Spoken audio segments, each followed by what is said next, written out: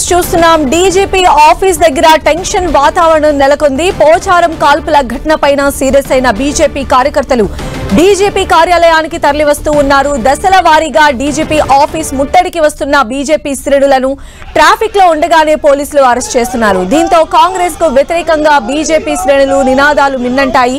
మరోవైపు DGP office దగ్గర భారీగా పోలీసులను మోహరించారు.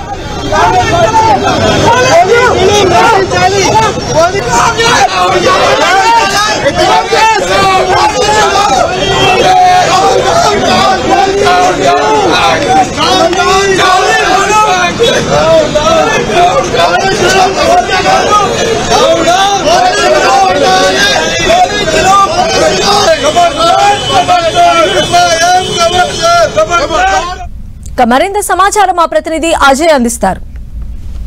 డీజీపీ ఆఫీస్ వద్ద ఉద్రిక్త వాతావరణం నెలకొన్నది. ఏదైతే నిన్న ఒక గోరక్షణ పై కాల్పులు జరిపిన దాన్ని బీజేపీ చాలా సీరియస్ గా ఉన్నటువంటి పరిస్థితి. ఈ నేపథ్యంలో ప్రభుత్వానికి నిరసనగా, ప్రభుత్వ సైలెంట్ గా ఉండేందుకు నిరసనగా బీజేపీ డీజీపీ ఆఫీస్ ముట్టడికి పిలుపునిచ్చినటువంటి పరిస్థితి మనం చూడవచ్చు. ఈ నేపథ్యంలోనే పెద్ద ఎత్తున బీజేపీ శ్రేణులంతా కూడా డీజీపీ ఆఫీస్ కార్యాలయాన్ని ముట్టడించేందుకు ప్రయత్నించినటువంటి పరిస్థితి కనబడుతుంది. కొద్దిసేపటి ఇక్కడికి బీజేపీ రాష్ట్ర అధ్యక్షుడు రామచంద్రరావు కూడా చేరుకొని తన నిరసనను తెలియజేస్తున్నటువంటి పరిస్థితి కనబడుతుంది. ఇక్కడికి వచ్చిన వారిని వచ్చినట్టుగా చంద్రరావును అరెస్ట్ చేశారు. అరెస్ట్ చేసే క్రమంలో ఒక ఉద్రిక్త వాతావరణం అయితే నెలకొంది. ఆయన అరెస్ట్ చేసే టైంలో ఇటు అడ్డు వచ్చిన బీజేపీ కార్యకర్తలు ఎక్కడెక్కడ కూడా లాగేస్తున్నటువంటి విజువల్స్ కూడా మనకు స్పష్టంగా వెళ్తున్నాయి.